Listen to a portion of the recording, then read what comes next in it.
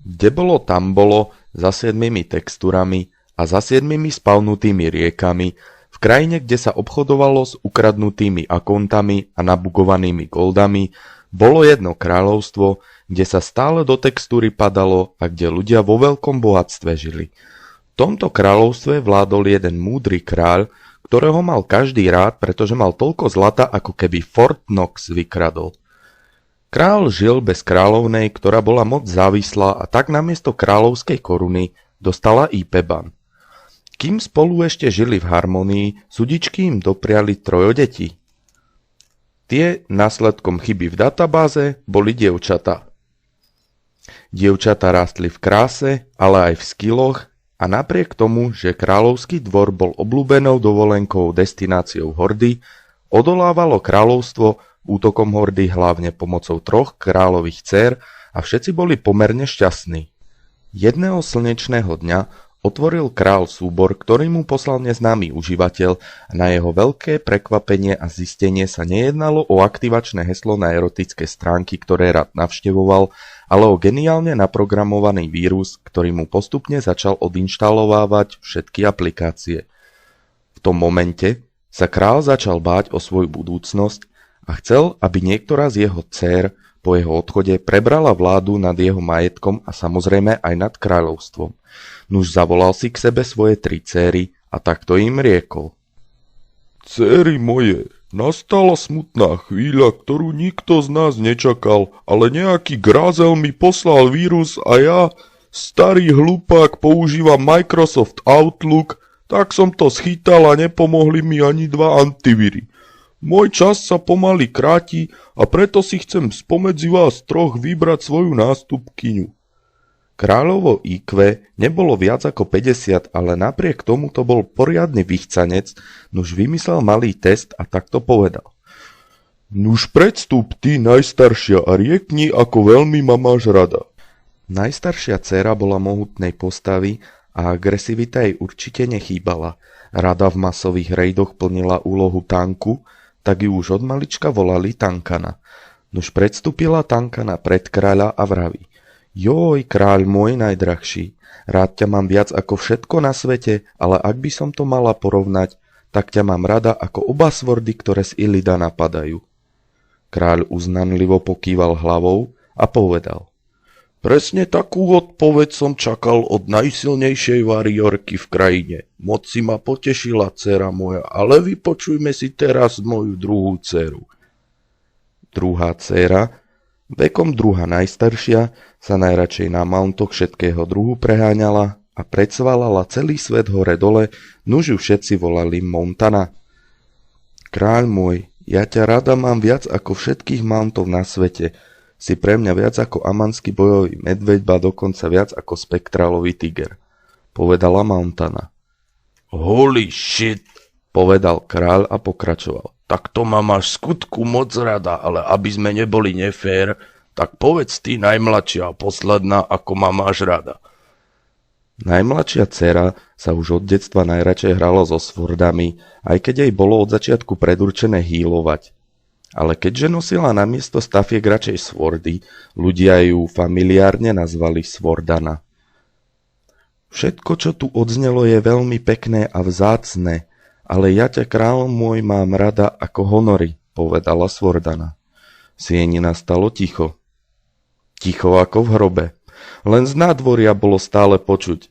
Hej, more, nemáš nejaký gold, please? V miestnosti to začalo šumieť. Ale šum náhle prestal, keď sa kráľ postavil. What the fuck? Skríkol nahnevaný kráľ a pokračoval.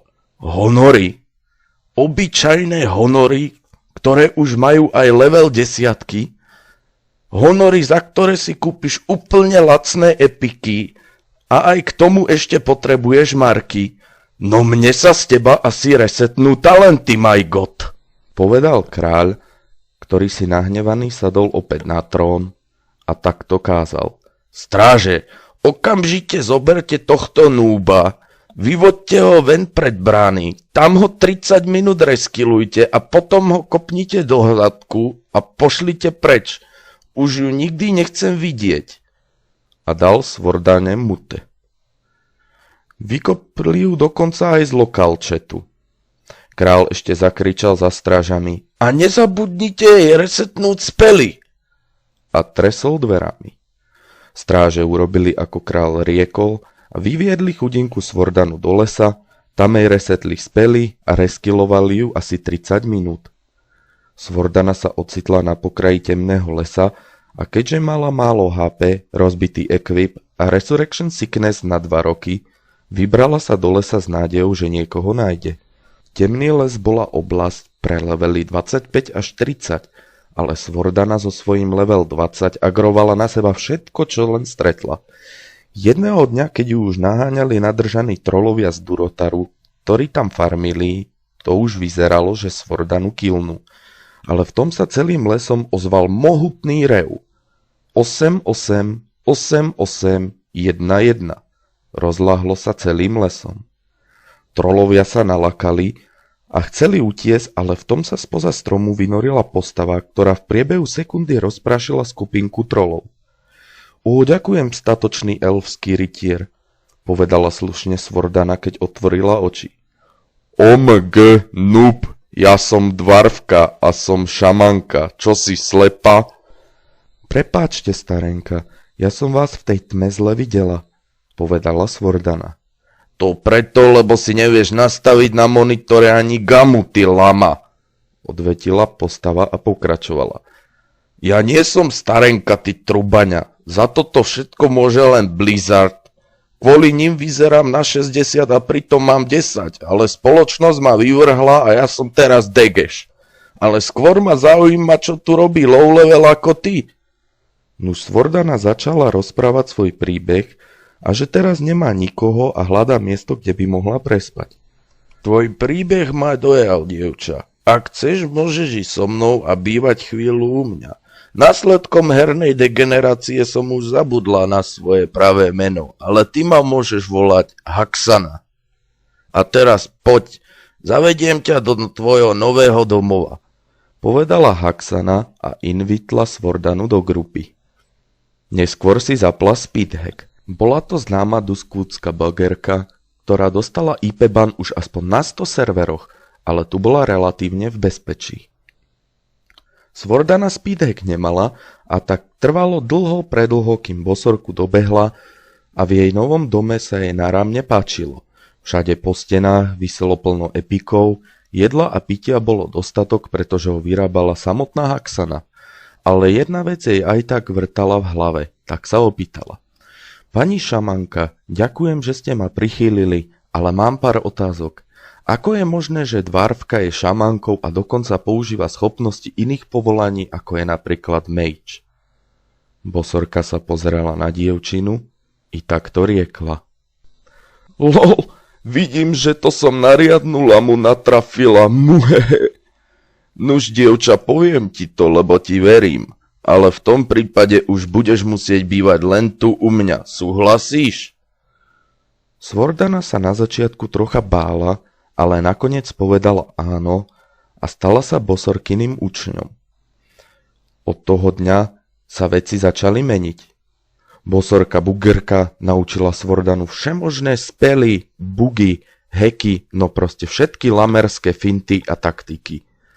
Takto čas plynul, Svordana sa každým dňom učila viac a viac bugov a hackov a medzi tým všetkým prišla na kráľovstvo vojna. Kráľové vojska dlho odolávali, ale horda bola v presile a ekvip kráľovského vojska sa pomaly, ale iste začal červenať. V tom generál vojsk prišiel za kráľom a vraví: Kráľ môj, všetky veci v celom kráľovstve sú rozbité na sračku. Naše vojsko ustupuje a nahí horďaci si robia práve teraz na nádvorí ožran party. Tak použite epiky za honory, skríkol kráľ. To nejde, kráľ môj. Všetky honory sa nám cez noc záhadne resetli, hovorí generál. Kráľ sa chytil za hlavu, sadol si na trón, ale keďže mal depku, vydal zo seba len 4 písmená OMFG. Správy o vojne sa za ten čas dostali do uší aj Svordane, ktorá medzi tým už bola na leveli 70 a práve bugovala talenty. V tom náhle na 100% metle priletela udýchaná Haxana a kričí: Rýchlo, ty lama, všetko to tu spiroblastuj! A pokračovala: Mne to začalo ako si lagovať a prišli tu blbečkovia z Blizzardu, tak ja prcham na iný server, čus! A puf, a bola preč. Jediné, čo po nej ostalo, bol nápis Haxana leaves the party. Swordana nevedela, kam ísť, ale ťahalo ju to domov. Tak zapla speedhack a flyhack a frrrr už jej nebolo. Kráľovské mesto, okupované hordou, medzi tým zmenilo názov na Undead Wind. Zrazu, z ničoho nič, začali hordiaci padať s bolesťou k zemi a mestom zatriasol rev. Muhaha! V tej chvíli sa polovica hordiackého vojska s fírom nad hlavami do textúry prepadla. Druidi sa radšej na hovna premenili a tí, ktorí fír zrezistovali, tí radšej použili Hearthstone. Všetci z kráľovstva boli najprv prekvapení, keď videli Swordanu prísta v T6 sete pre Warriora. Ale údiv sa neskôr zmenil na radosť. Najradšej zo všetkých bol samozrejme kráľ, ktorý sa tak tešil, že dostal až error a viac už sa nepripojil. Swordana naučila celé kráľovstvo bugovať a hekovať a samotní obyvatelia si ju zvolili za svoju kráľovnu. A tak si všetci spokojne žili a bugovali a pokiaľ neumreli alebo nedostali IP ban, tak tam bugujú dodnes. A na bráne zazvonil hacknutý zvonec a našej bugnutej rozprávke je koniec.